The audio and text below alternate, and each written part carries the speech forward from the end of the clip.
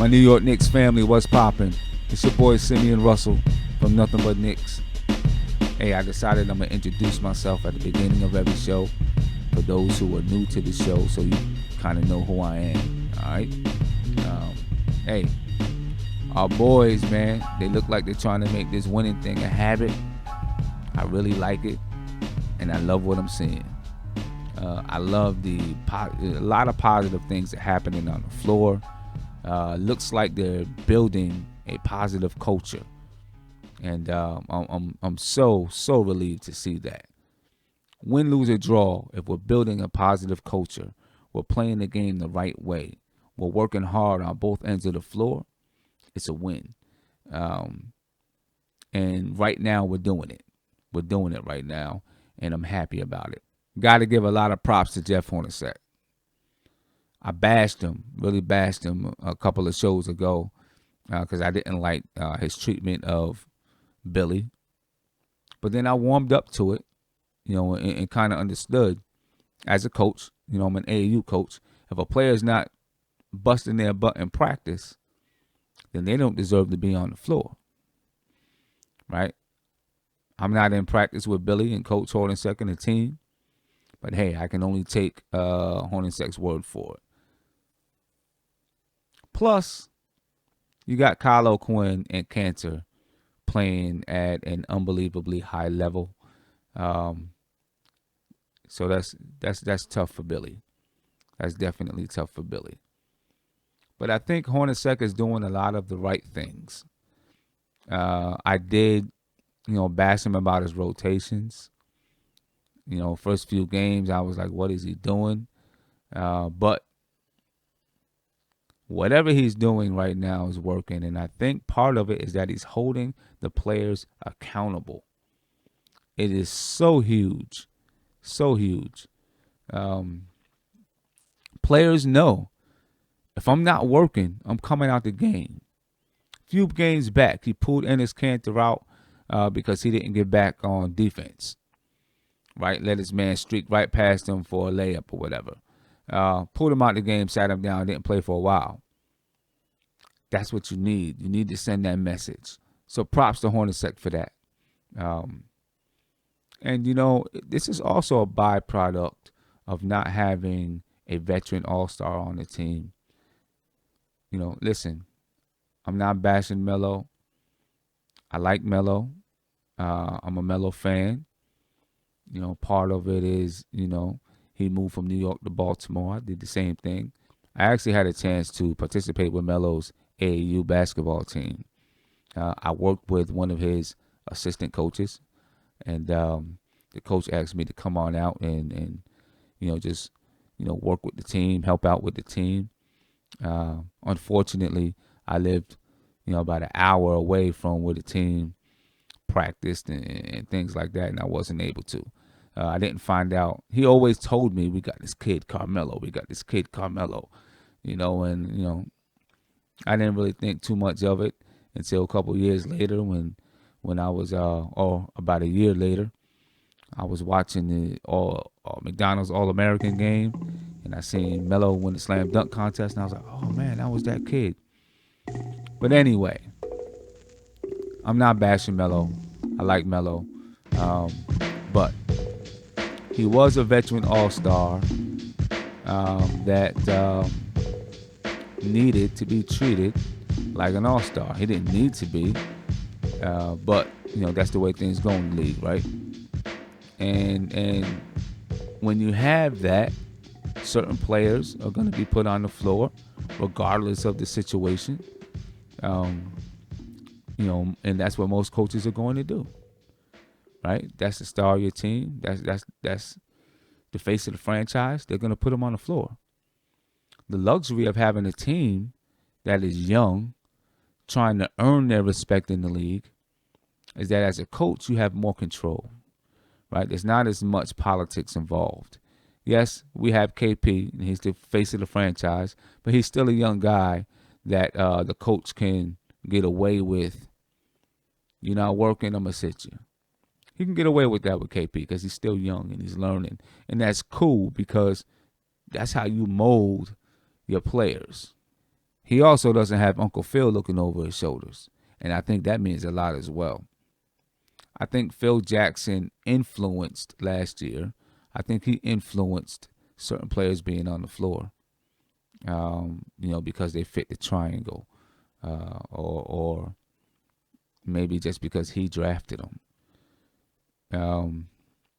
The front office right now is letting Jeff Hornacek do what he feels is right for the team, and it's working.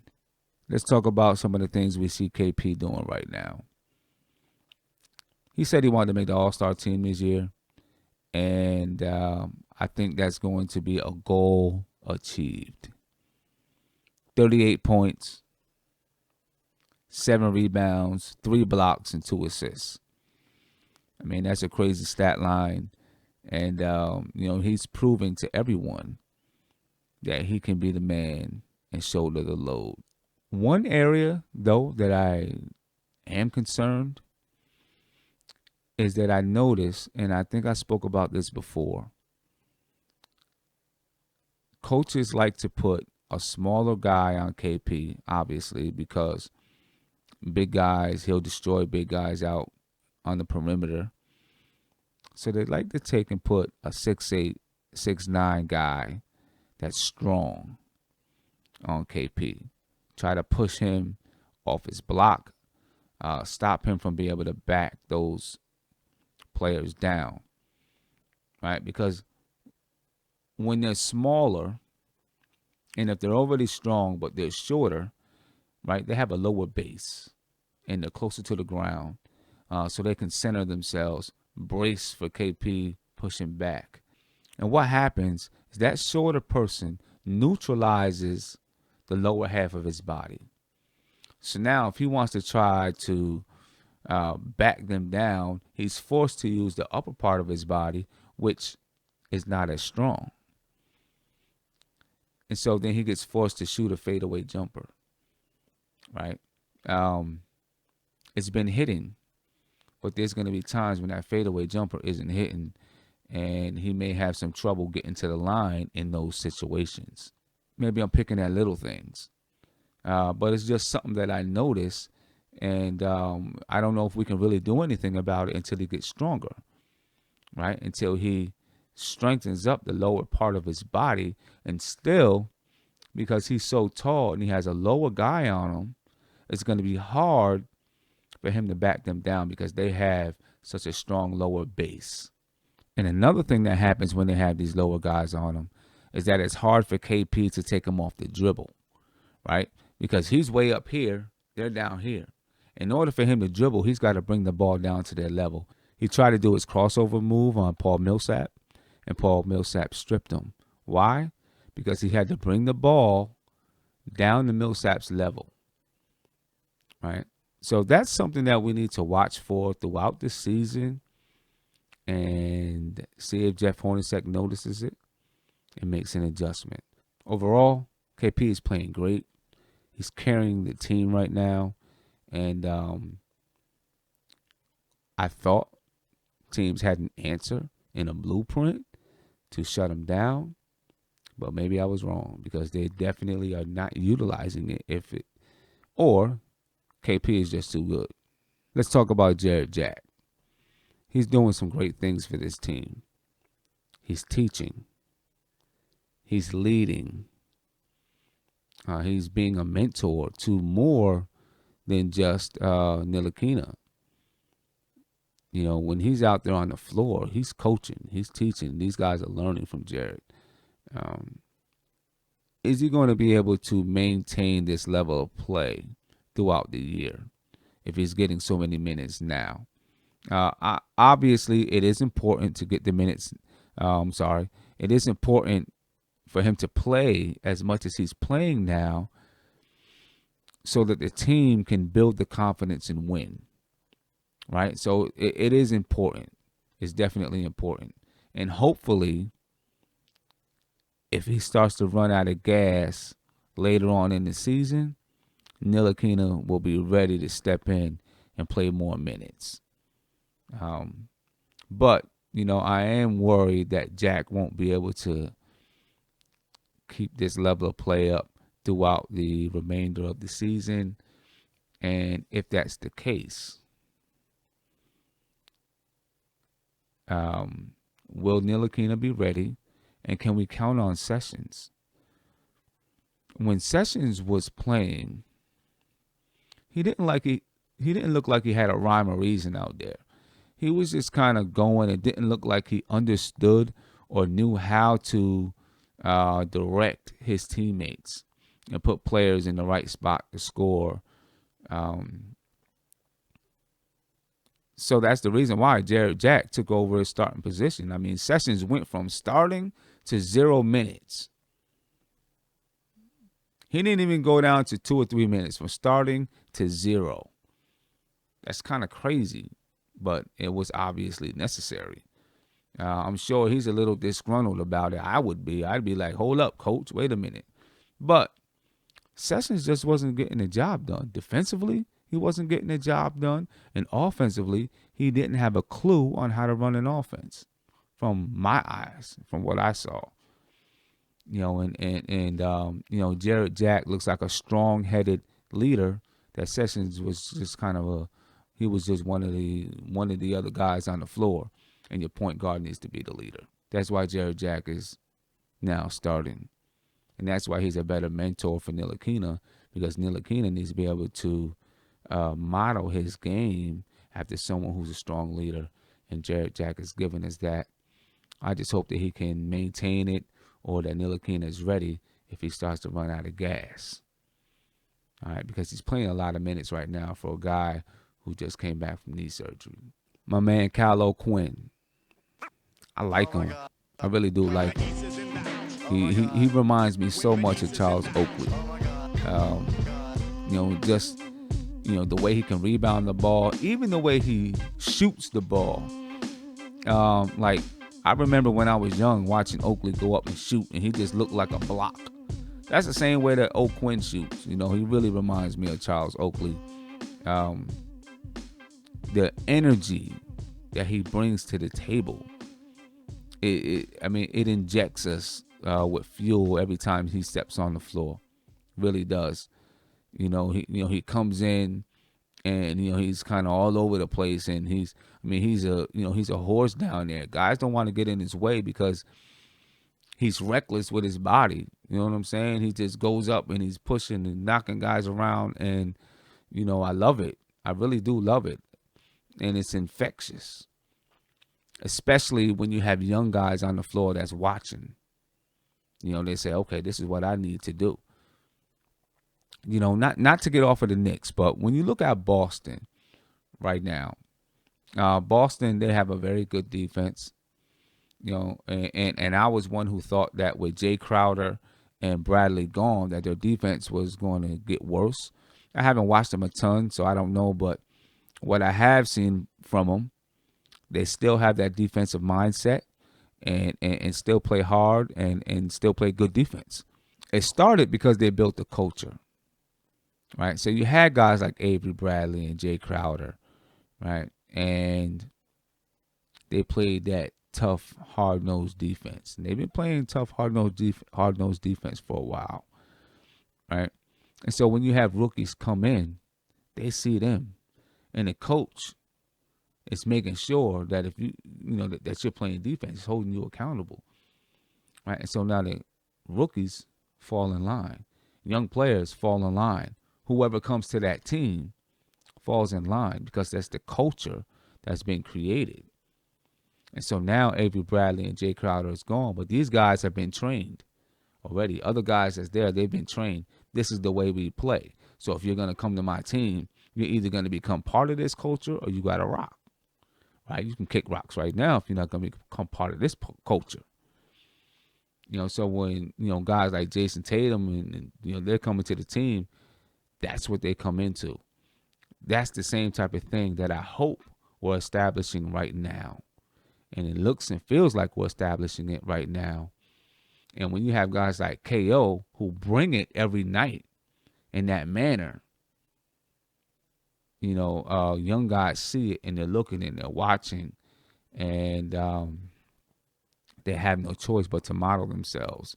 As long as Hornacek, which it seems he is holding them accountable, they have no choice but to model themselves after players like KO. So definitely a big shout out to KO. Let me talk about Tim Hardaway a little bit. I don't want to bash him, but I think he is what he is. And I don't think he's going to become that second guy to, that consistent second scoring threat. I think he's going to forever be a streaky shooter. He's our John Starks. Right? He's our John Starks. That's exactly who he is. He may not be the head case that Starks was, but he is that same player. Players, they are who they are, and I'm not going to bash them. I'm just going to ask Hornacek to give Damyeon Dotson a few more minutes. Right? When John Starks, see, now I'm thinking about my man John Starks.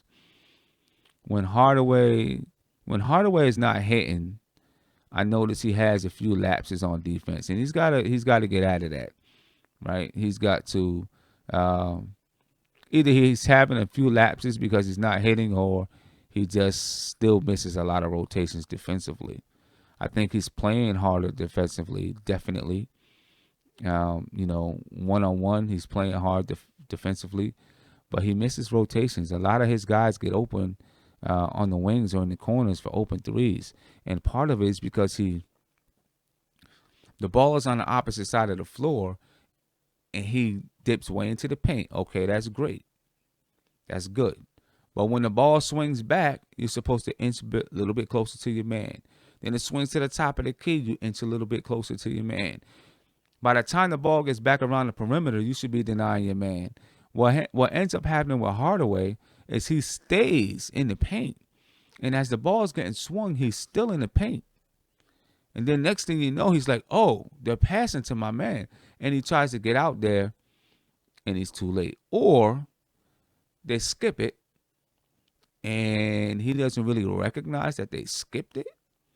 And then, so when the ball is skipped, you should be able to see that the ball was skipped. And as the ball's in the air, okay, I got enough time. Let me get to my man. If he catches it, I'm right here on him. Bow.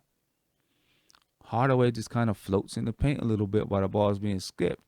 And then at the last minute, kind of notices that the ball is, going to his man, and he tries to get out there, and it's too late. It's something that he really needs to. He needs to focus on it. So I like to see my man Dotson grab a few of his minutes, especially when Hardaway, is having an off night. Dotson's not going to come in and light it up and give you 20 right now. But he is going to give you defense. He's going to give you energy. And he can knock down an open shot. He's more controlled and he's more thoughtful in his shot selection. So he's not going to just, shoot from anywhere, any distance. He's going to be very selective, which is cool. I like that. But I would like to see him get a few more minutes, start to earn a few more minutes on the floor, especially, because Hardaway's not playing great. It's not like he's a world beater right now. And maybe with some of his minutes being scratched and taken away and given to Dotson, maybe Hardaway says, oh, man, it's Atlanta all over again. Let me get it together. Speaking of my boy Dotson, last night Hornacek had a group in, I think it was Damyeon Dotson, Frank, Doug McDermott, Kyle O'Quinn, and Michael Beasley. I think it was Michael Beasley. Frank and Dotson were getting after it. Kyle O'Quinn too. They were getting after it. The defensive lift and the energy on the floor when that group was on the floor was tremendous. I loved it. They were getting up and down the floor. They were on the floor. Dotson is fast with the ball. He can handle the ball. I would like to see a little bit more of that group. I'm hoping that versus Houston, that group can get on the floor together and get some burn together. Houston, the Rockets, Mike D'Antoni, James Harden, Chris Paul is out. It's gonna be a tough matchup for the Knicks. Houston can shoot the ball so well. Everyone that's on the floor besides Capella in that starting group can shoot the rock. And guys coming off the bench can shoot the rock. So this is going to be a tough matchup for the Knicks. As we know, the Rockets can shoot. So the Knicks are going to have to man up. If you help too much, the ball's getting swung. It's going to be an open man shooting behind that three-point arc, and they're knocking it down. Just a couple of games ago, they actually shot more three-pointers than they did twos. Right? And I'm not sure exactly what percentage they shoot from three, but they knock them things down. They knock them down. So we're definitely going to need to defend the three-point line. And to do that, you're gonna have to dig in against your man, because we got to defend the three-point line, but we can't allow that to open up the lanes, right?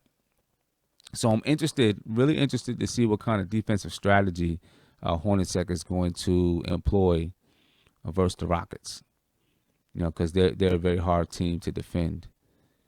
Because if you do happen to stop them from shooting the three, James Harden can go to the rack all day long. I would like to see Tim Hardaway play defense on James Harden.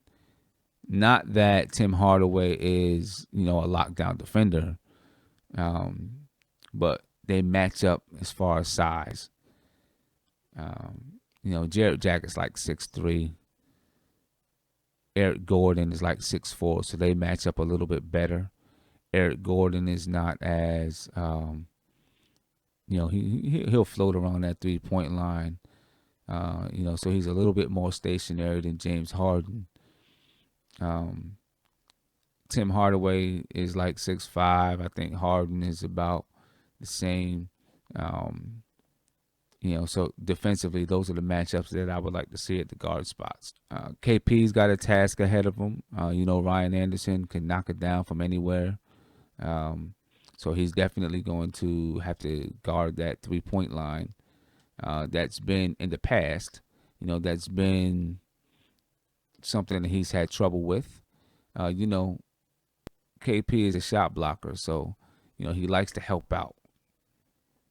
That can be dangerous tonight. He's going to have to, stay home on Ryan Anderson. That's it, because Ryan Anderson will knock it down. He's lights out. So he's definitely going to need to stay home. Cantor, Clint Capella is athletic, so he's going to have to step up his defense. Luckily, Clint Capella is not going to, step outside real far. At least I don't think. So that'll help him, but he's going to have to defend that screen and roll. One thing that Cantor does in the screen and roll, he goes with the guard a lot. Instead of kind of hedging to help out until your guard recovers, he basically just switches off onto the guard, and it causes some problems because now he's guarding a point guard, and then our point guard is being posted up by a big man. And I'm gonna tell you right now, if you get Cantor switched off on James Harden, it's going to be a problem with either Tim Hardaway or Jarrett Jack guarding Capella. That's going to be another problem. So we've really got to find a way to defend that pick and roll, as well as defend the three-point line, as well as defend penetration. Houston's going to be motivated. They lost to the Philadelphia 76ers.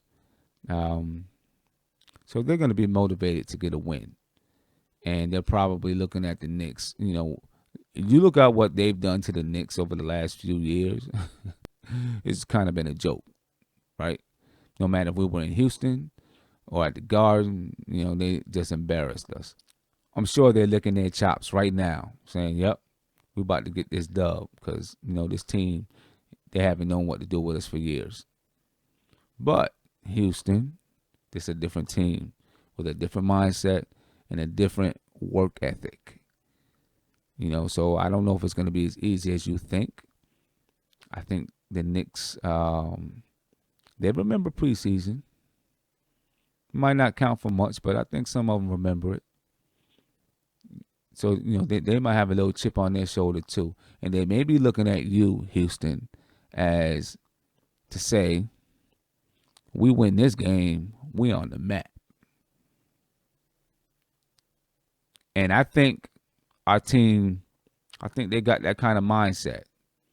And I think the Knicks might be looking at Houston saying, yep, this that game that can put us on the map and let the league know we're here. The Knicks have held a lead of 20 or better in 4 of their 6 games. They won 3 of those games, and they lost to Detroit. And I would chance to say that if Jarrett Jack was playing in that Detroit game, they would have won. In each game, they let the team get back in. We can call it, there's probably growing pains, but we've got to learn. We definitely have to learn how to keep those leads. Now, if we happen to get a lead against Houston, that should motivate us to work harder, because Houston, they'll get the lead back like that, right? They'll come back like before you know it. You have a 10-point lead. Before you know it, you'll be down 3, right? Because the way that they shoot, and the league is changing. A 20-point lead isn't the same 20-point lead it was 10 to 15 years ago. You can have a 20-point lead and a team hit 3 threes and it's an 11-point game, just like that. The game is way more up-tempo today. The 3-point shot is a lethal weapon today. And the way the floor is so spread open, you got 5 men. You got your centers shooting threes. A lot of teams, you got 5 players on the floor that can take it out to the 3-point line. So you've got to be attentive, and you build a lead. You can't go to sleep, because if you go to sleep with a lead, it'll be gone before you know it. Right. So that's something that if the Knicks are able to build a lead against Houston, I want to see them. I want to see if they can, just stay attentive and stay focused. And when Houston comes out, and let's say the third quarter, and they pick their defense up, can we be ready, mentally ready to withstand that run? Because that's what's happened to us in each of these games that we've held a lead. The other team comes back with a vengeance in that third, fourth quarter, and the defense just rattles us, right? And we have a hard time getting back under composure. Of course, against the Nuggets, we got back. We kept our composure, or we got our composure back. With Cleveland, we got our composure back. But I want to see if they're able to get a lead and maintain the lead. Maybe this isn't the game to test it out, right? Maybe this isn't the game to say, if we get a 20-point lead, because we might not get that 20-point lead in this game. This is going to be a tough team. Who knows though? I don't know. We could, and if we do, I want to see how we react to it. If we have it in our minds, let's not give this up. Let's not go to sleep at the wheel. I'm looking forward to the game tonight. I'll be catching it a little bit late. My daughter has a concert, so I definitely, want to go see her play the cello. But I'll be catching the game a little bit late. But I'll definitely be on Twitter. You can follow me at Nothing But Knicks. I'm out.